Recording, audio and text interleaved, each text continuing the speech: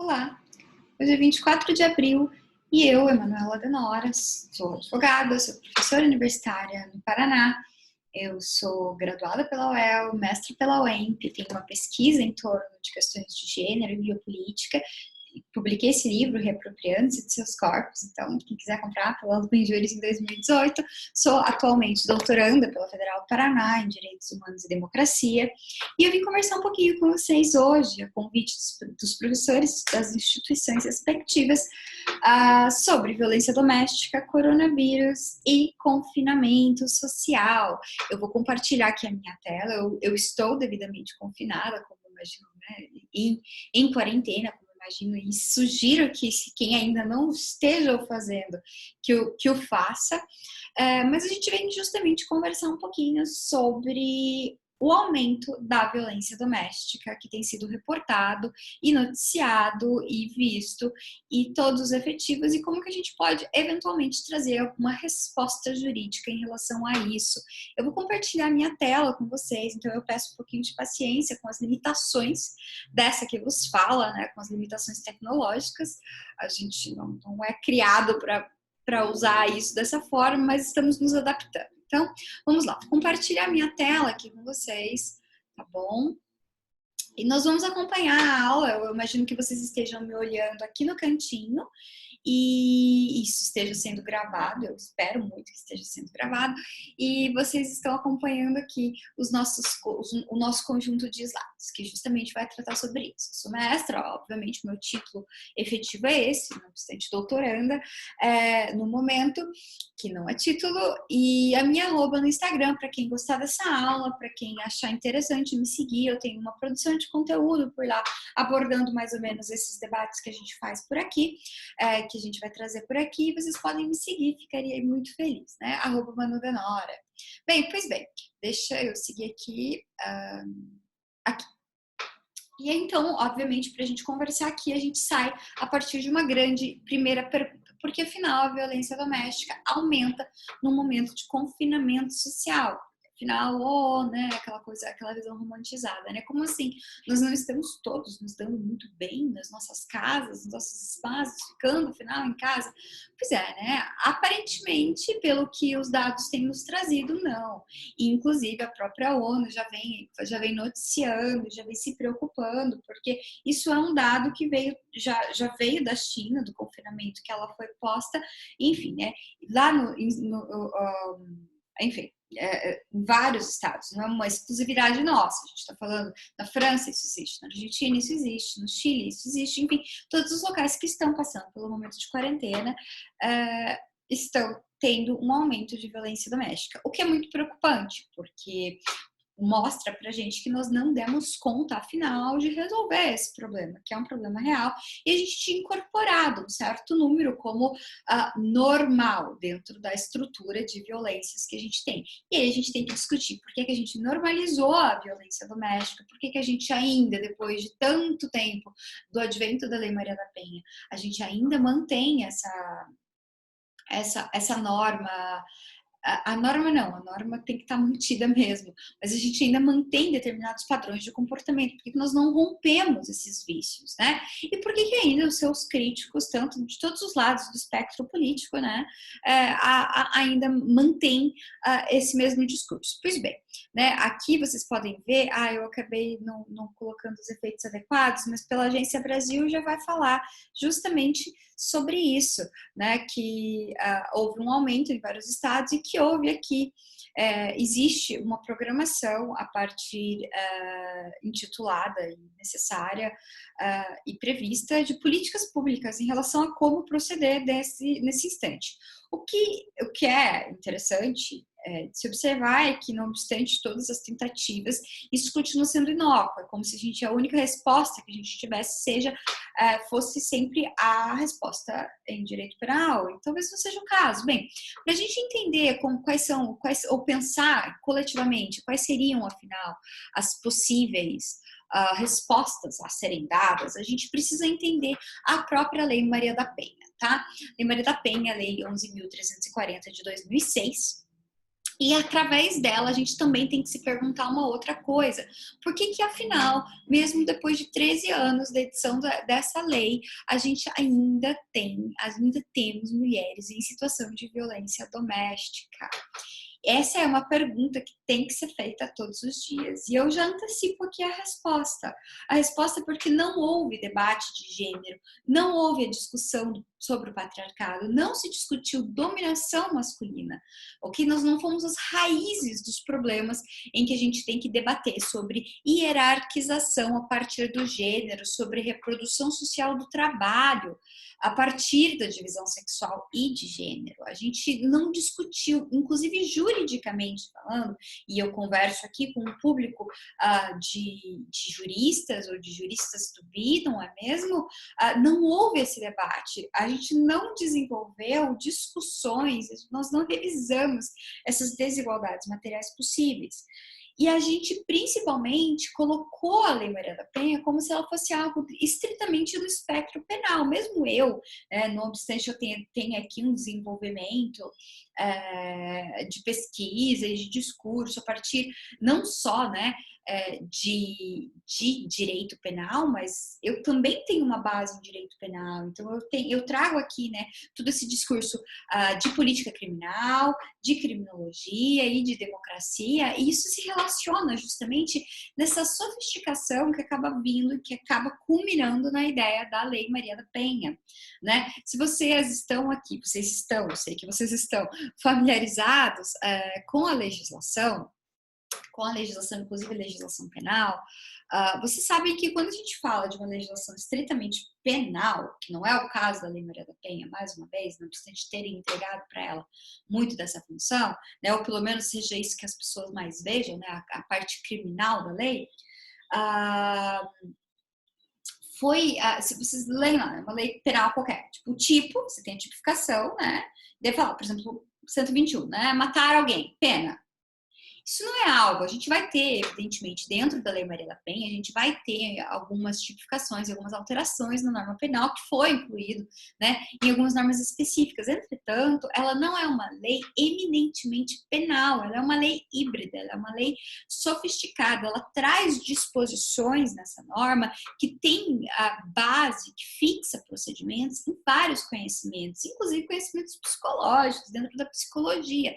E é talvez aí não só dentro dessa pluralidade de conhecimentos, que a gente tenha essa dificuldade, esse engessamento em discutir a partir dos procedimentos, tanto cíveis quanto criminais, como proceder com essa norma. Veja, se a gente observar, e aqui eu vou fazer rapidinho um repasse aqui nos artigos da própria norma, tá bom?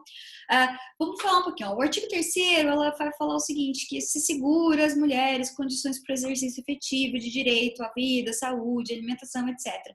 Considera os direitos das mulheres como, no final, veio a parte de uma condenação, como uma condenação internacional, como um direito humano.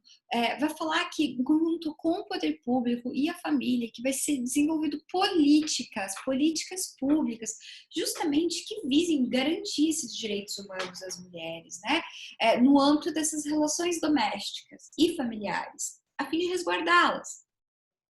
E aqui é muito importante essa nota que se faz, que na interpretação da lei serão considerados os fins sociais a que ela se destina, especialmente as condições peculiares das mulheres em situação de violência doméstica e familiar.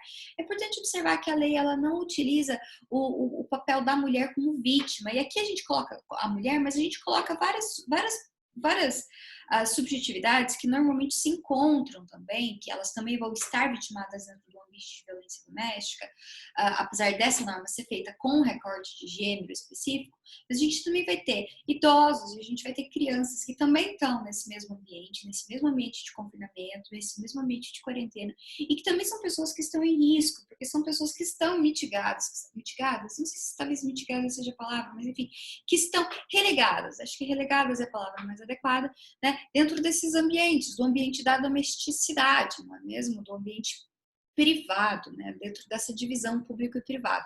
que a Lei Maria da Penha ela é muito feliz é justamente em perceber que existe sim uma necessidade de interferência do poder público a partir das noções de ambiente privado, não de direito privado em si, mas de ambiente privado.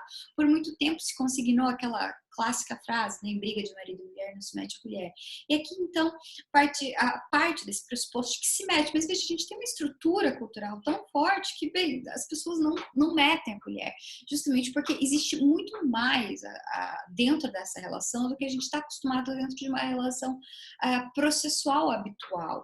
Aqui a gente está falando sobre relações de confiança. Quando a gente fala sobre Lei Maria da Penha, é justamente isso, sobre todas as relações em domesticidade, a gente está falando de figuras que são postas, são figuras que têm um vínculo entre elas, pessoal, diferente. Esse vínculo pessoal entre elas que faz com que toda a relação e a forma como a gente responde juridicamente essas questões se torne tanto diferenciada como dificultada, porque ela sai dentro daquilo que a gente tem internalizado e normalizado dentro do direito, não é? Que são relações além disso. Bem, pois bem, lá no artigo 6º, vai falar que justamente a violência doméstica familiar contra a mulher ela se constitui numa forma de violência, de violação dos direitos humanos. Vai falar que para o fim e para os efeitos dessa lei, qualquer omissão ou ação baseada em gênero, e aqui é muito importante se notar isso, baseada em gênero, não em sexo, ou seja, uma noção de gênero, não basta necessariamente que seja vinculada à ideia da genitália em si, ok? Com aquele sexo biológico com o que você nasce, mas com o gênero, com aquela construção social com a qual você se identifica, com a qual você responde no mundo, né? Então, que a partir disso vai causar morte, lesão, sofrimento físico, sexual ou psicológico. E ele tem bastante, olha, é muito ampla. E ele a norma ainda coloca aqui que essas relações que são dadas, essas relações íntimas de afeto que são compreendidas e expandidas dentro do círculo do ambiente de domesticidade, esse ambiente justamente que considera não necessariamente a coabitação, veja, que são esses vínculos, essas proximidades, essa relação de confiança que faz com que muitas, e veja, a gente está falando muitas mesmo, a gente está falando de algo que é normalizado, porque você tem um pacto de confiança, um pacto de codependência dentro dessa relação, dentro dessa ideia de convívio. Então, são pessoas com as quais você acaba aceitando e tolerando determinadas linhas e ultrapassagens dessas linhas, né? Justamente por isso, ele também deixa muito claro que independe de orientação sexual. Não obstante coloque a mulher no polo passivo, e aqui no passivo, né, no polo passivo, a mulher a partir de uma noção de gênero, evidentemente, tá? Você consegue colocar, você consegue vislumbrar alguém no polo ativo, alguém que não seja necessariamente só um homem. Então, você tem a possibilidade do agressor aqui também ser uma outra mulher, né? E aí tem várias discussões possíveis, inclusive de mães abusivas em relação às suas filhas, que eventualmente não estejam protegidas pelo ECA, né? Que já sejam maior de idade. Então, a gente tem a possibilidade aqui de ampliar justamente essa interpretação e essas possibilidades, ok? O artigo 7º, e eu não vou me ater a ler, obviamente, né, mas o artigo 7º ele vai trazer para a gente quais são os tipos de violência em que são entendidas, que são a violência física, a violência psicológica, sexual, patrimonial e moral. Né? Aqui a gente vai ter muitas dificuldades sobre tirar essas violências que não sejam físicas. Então, isso é uma discussão que a gente não tem nem tempo para desenvolver aqui. Mas, enfim, a gente está tentando puxar aqui uma raiz para compreender, né, o que a Covid, afinal, expõe. Né? O artigo 8º, eu acho ele muito fértil, sobretudo nesse inciso 9 que se traz, é que ele vai falar o seguinte, nesse artigo 8º, que a gente vai ter políticas públicas que procurem uma evitação do direito penal, da utilização do direito penal e uma conscientização sobre a violência doméstica. Então, é uma lei tão tão interessante e tão importante, ela é realmente aclamada como uma lei importantíssima e excelente nesse sentido, no que tange a sua escrita, né, ao seu desenvolvimento, que ela protege desde a ideia de você criar uma conscientização social a respeito dessa questão, ok, de violência doméstica, até o final aqui, bem, se a conscientização, se nada disso aqui, se nenhuma política pública tenha funcionado, a gente ao final vai ter que responder, afinal, com o direito penal, né? Afinal, temos que responder de alguma forma. E aqui no inciso 9, vocês podem ver em que se destaca os currículos escolares em todos os níveis de ensino, para que a gente fale justamente sobre direitos humanos, sobre equidade de gênero, raça, etnia e esse problema. E aqui a gente enfrenta um outro problema, porque muitas pessoas entendem isso como qualquer momento que a gente esteja discutindo isso, em vários níveis, em várias graduações, e trazendo esses debates para aspectos que vão para além da faculdade de Direito, porque isso aqui são questões que extravasam, né, e que perpassam a ideia do direito em si, então eles estão presentes dentro do direito não, da sociedade, perdão, eles estão presentes, são fatores sociais. A gente acaba se esbarrando em pessoas com baixíssimo e talvez até um pouco de má fé, né, que vem dizer que isso seria doutrinação das escolas, que seria ideologia de gênero, esse termo tão equivocado e tão absurdo. Enfim, eu não vou discutir sobre isso, tá? Mas o ponto é, todas as vezes que a gente tenta debater sobre isso, que a gente tenta vencer essa estrutura de patriarcado e hierarquização de sexo e gênero, a gente se depara com segmentos sectários dentro da nossa sociedade que impedem esse debate, que esse debate frutifique. Então, quando você impede que esse debate frutifique, você tem estruturas que vão se mantendo, que vão se reproduzindo dentro da nossa estrutura social, e essa reprodução, ela vai equivaler sempre numa estrutura em que você hierarquiza o homem lá no alto e a mulher lá embaixo, e você acaba incorporando e normalizando essa questão dessa violência. A gente já vai entender, e eu já chego nesse ponto, por que essas violências estão sendo agravadas, né? Mas aqui eu quero vencer para vocês essa relação dos slides aqui, para que vocês compreendam que a norma ela é muito mais ampla do que meramente o direito penal tenta nos mostrar como uma política criminal, né? Enfim, claro, tem problemas, claro que tem problemas, porque ela não cria um procedimento processual específico para ela, justamente compreendendo isso, não obstante ela tem uma multidisciplinariedade já implícita e tudo mais, mas enfim, ela entrega o procedimento ao CPP e ao CPC, e sobretudo ao CPP, né, a gente tem aqui o Código de Processo Penal sendo altamente utilizado, porque é quando a resposta piora, quando isso vai ser visto, né, quando a violência agravada vai ser exposta. Lá no artigo 27, eu gosto de apontar sempre, né, porque diz que fala que é o dever de advogado, né, mesmo uma lei que é tão rica, terminologicamente falando, que ela diferencia, que ela mostra que não é sobre sexo, que é sobre gênero e tudo mais, ela continua universalizando a ideia de um advogado masculino, né, mas enfim, é mais por apontar aqui no meu papel, enfim, no meu papel aqui de professora. Ela modifica o rito, evidentemente, mas ela não promove o encarceramento em massa. Muitas das pessoas, muitos dos críticos, sobretudo os críticos à esquerda, que são do abolicionismo penal, costumavam apontar, e acho que isso já não se sustenta mais, mas que costumavam apontar, porque isso foi um erro, né, das feministas de esquerda pedindo uma criminalização sobre isso. Não é o caso, né? Majoritariamente são lesão corporal não é leve, pelo menos, né? Não é um tipo de pena que encarcere, que promova o encarceramento, e evidentemente quando há tentativa de feminicídio, é mais do que óbvio que a pessoa deve ser presa, então você está tentando matar uma pessoa, né?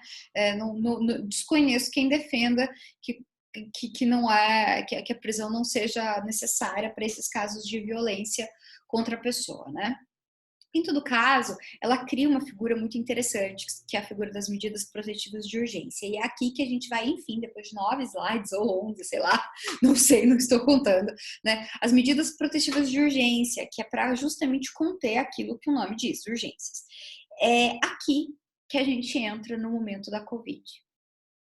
Porque a gente tem uma diferenciação do mundo como um todo, né? A gente está tendo um sistema judiciário e essas urgências acabam sendo dificultadas. A gente tem aí, eu não sei como estão em todos os estados, mas eu sei que existe evidentemente uma celeridade e tudo mais, mas estamos todos de certa forma, né, do aparato judicial sobrecarregados, inclusive virtualmente, e a gente está observando que aplicar essas medidas protetivas de urgência, não obstante já tenha sido inclusive ampliado as possibilidades de quem possa ampliar, não só o juiz, isso inclusive, né, se prender, a gente tem vários efeitos reflexivos e indiretos que vão tangenciar sobre a questão da Lei Maria da Penha, porque se você precisa de uma medida de urgência, de uma pessoa que está sofrendo uma violência em casa, mas a orientação é que você fique em casa, como é que você vai se livrar disso?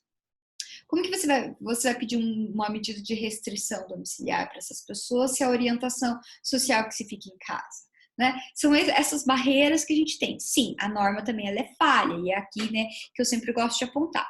A maior falha da norma é que ela não cria um suporte de amparo efetivo para que se evite o uso do direito penal. Quando a gente chega a usar o direito penal, é porque a Inês é morta, galera, né? É porque todo o caminho já foi cumprido e já não foi cumprido. Então, a gente já não teve políticas públicas de amparo, já não teve discussão, a gente já não teve, enfim, todos os debates que deveriam ter tido, todas as discussões sobre política pública, e a gente vai falhar aqui nesse ponto, né? Pois bem, aqui é só para mostrar, isso aqui é antes mesmo da Covid, tá? O lugar mais perigoso para as mulheres é a própria casa, diz a ONU. Isso no de 2018. Em Londres, a gente também já tinha essa noção de que mesmo mulheres da Inglaterra, ou seja, a gente está falando aqui de países que não são necessariamente o Brasil, subdesenvolvidos, né? Ou em desenvolvimento. Então, a gente tem países que têm uma outra realidade socioeconômica e mesmo em outras realidades socioeconômicas, isso continua sendo um problema. Quer dizer, a gente está tendo um ponto em comum aqui, né? Veja, aqui é importante falar, né, que o número desse período de 2002 e 2017, esse número acaba aumentando em feminicídios. Quando a gente fala em feminicídios, é porque esse número são mulheres assassinadas por pessoas pela sua condição de mulher, por pessoas que as conhecem dentro do ambiente de domesticidade, como a gente comentou lá atrás, daquele vínculo afetivo, daquele vínculo de confiança. Então você quebra esse vínculo e você mata uma pessoa, né? E tá aí o nosso grande obstáculo. Não é tipo uma briga de bar de pessoas desconhecidas, não é? O ambiente, agora veja, se para a Covid, né? Se para o coronavírus o ambiente seguro é a casa, mas para a mulher a casa é um ambiente perigoso, ou seja, você sai para fora de casa e você pode morrer por um vírus altamente contagioso, ou você fica em casa e você pode morrer pelo seu agressor. A gente está lidando aqui com uma situação em que ela agrava uma situação que já era real, que já era exposta, né? Já estava acontecendo. Aqui a gente se pergunta, né? Muita gente sempre me pergunta, professora, como é que eu resolvo isso? Bem, a minha grande resposta para vocês é: não tem solução. Entretanto, a gente tem que debater, né? Não tem solução, mas a gente tem caminhos para tanto. Aqui, ainda em regime de normalidade, em regime de normalidade, muitas aspas nessa normalidade, né? Em regimes de habitualidade, de incorporação, a gente não vai negar a necessidade do direito penal para que a gente socorra esses casos, não só de urgência, como esses casos de necessidade grave, de violências mais graves, não é mesmo? Mais, né, como plural. Isso se agrava quando a gente começa a recortar em raça, em classe. Mulheres que têm certos privilégios de classe, elas conseguem sair, porque se a gente aponta uma das demandas das mulheres se manterem em relacionamentos abusivos, como a necessidade econômica, socioeconômica que se dá, a gente tem mulheres que conseguem extravasar essa barreira, conseguem uma liberdade financeira, elas conseguem ocupar, conseguem sair desse ciclo de violências, né? Mas aí tem outros vínculos, tem as questões dos filhos, as questões dos familiares, as propriedades, os bens, tem toda uma construção de identificação. Todos esses problemas, eles são graves e eles são agravados quando a gente fala em relação relação à violência doméstica e ao ambiente de domesticidade. Mas aí a gente começa a resolver essa questão quando a gente começa a entender, ou pelo menos a repensar, a estrutura patriarcal que dá suporte para a manutenção dessas violências, que é justamente essa divisão de espaço público e de espaço privado, a mulher como no espaço privado, e quando a gente coloca a mulher dentro desse espaço privado de domesticidade, a gente também a submete num lugar em que o Estado, em tese, não entraria, mas a gente a submete dentro de reproduções. Com isso, eu encerro aqui os meus slides e eu venho aqui para a tela, deixa eu interromper. Aí eu venho aqui para mim. E aqui a gente começa uma discussão, começa né, uma discussão em que a gente está já discutindo há um bom tempo. Veja só. Que é justamente sobre as formas de violência que estão no ambiente de domesticidade. Tem um texto meu que eu soltei logo no comecinho, né, que como o cotidiano ele fica revelado e as violências do cotidiano ficam reveladas a partir da ideia dessa domesticidade. Venham para o ambiente doméstico, agora que está todo mundo compartilhando nesse mesmo ambiente, venham para ele. Olha só, a mulher se tem o acúmulo dos cuidados domésticos, da limpeza, da higienização. Aqui agora a gente está num momento em que a gente não está mais delegando, né? Em que mesmo o suporte, aquelas que tinham esse suporte, então a gente tem uma necessidade de compartilhamento de tarefas domésticas nesses ambientes. E assim, aqueles que conseguem manter essa estrutura, parabéns. E aqueles que não conseguem, aqueles que não têm espaços para isso. E aí, né, como a lei da física, né, aumenta o contato, aumenta o atrito. Mas o ponto é, esse contato e esse atrito que se há, ele não é algo, é algo que a gente estava colocando panos quentes, não é algo que já não existia. O que o coronavírus está trazendo para a gente, dentro desses ambientes de confinamento, é uma realidade que já era posta. É uma realidade que já estava, mas a gente tinha meio que normalizado. E que o desafogamento, né, sair de casa, ele acabava livrando as pessoas de trazer esses debates, de ver, né? Então, a ideia da domesticidade, quando ela é posta, a gente começa a observar como a domesticidade também é o espaço público. A domesticidade não é um espaço não político, ele é um espaço de participação. Mais uma vez, tudo isso aqui se agrava toda vez que a gente fala sobre questões de raça e sobre questões de classe. Pessoas que não têm cômodos o suficiente para manter espaço, pessoas que não têm condições financeiras o suficiente, isso tudo vai piorar, é evidente que vai. A gente tem, apesar de ter havido, em pesquisas recentes mostram, né? Depois eu vejo esses dados, eu linko para vocês e envio, mas não obstante tenha havido dentro da classe média branca, né, uma queda no número de violência doméstica, pelo menos na queda reportada, né, e tem a questão da subnotificação também. Tem havido uma queda, a mulher negra ela é muito mais vitimizada quanto a isso. Quer dizer, a gente tem uma objetificação de corpos, a gente tem uma subjetividade hierarquizada, diminuída e imposta dentro de uma estrutura de poder. E é essa estrutura hierárquica de poder que a gente tem que discutir, porque isso é um reflexo do patriarcado, de uma estrutura posta a partir do normal, como homem, tá? E aí um homem é uma figura, tá? Esse é um local comum, em que é ele quem vai ter certas benesses e a mulher que não vai ter e ela vai estar inferiorizada. Então a mulher tem que é delegado aquele trabalho doméstico, aquele trabalho não remunerado, isso é inferior, isso é inferiorizado, e a ela também é submetida às violências que são incorporadas no seu próprio corpo. E aqui a gente está falando sobre não só violências do corpo como aquelas que são físicas, e aí a gente sabe como elas deixam hematomas, não é mesmo? Mas aquelas violências simbólicas que atingem o corpo, desde a dominação, de a mulher tem que agir assim, não pode agir assado, porque tudo isso faz parte do controle. Veja, como eu disse a vocês, talvez lá no começo, e eu tenho quase certeza que eu disse, não tem uma solução fácil, tá? Ele é um problema tão sofisticado quanto a norma consegue ser, até mais, porque ele vai necessariamente passar pela necessidade de tornar os espaços domésticos como espaços de políticas públicas. Quando a gente fala de espaços de políticas públicas, é a necessidade de debater e de discutir essas realidades como se públicas fossem, porque públicas o são.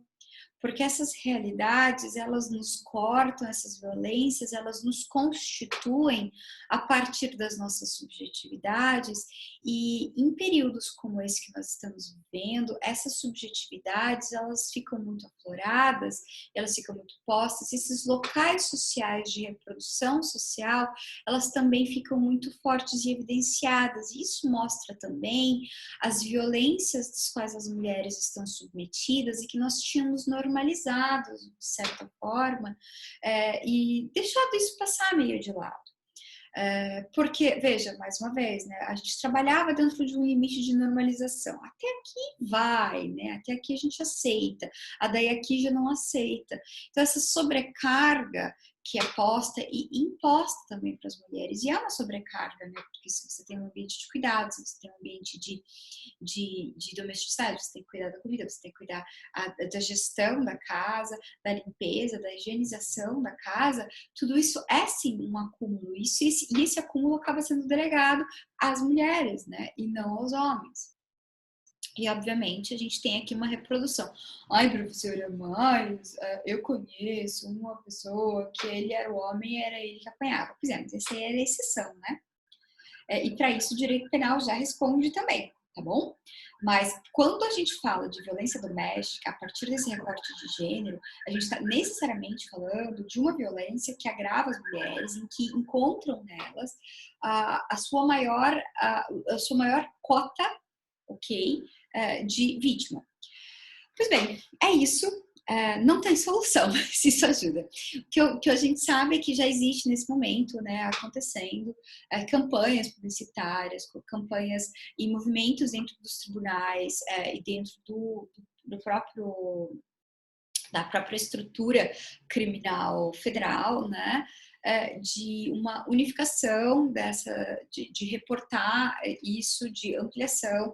A gente tem medidas, por exemplo, na França e na Argentina, que são a partir das farmácias, para notificação, para implantação dessas medidas protetivas de urgência.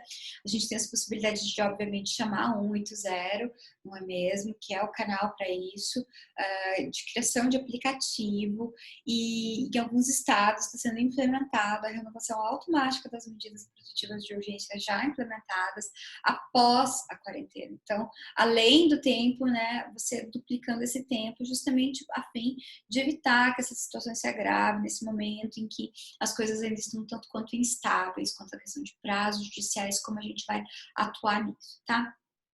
É importante sempre lembrar que a nossa atuação enquanto juristas, ela é uma atuação de acolhimento.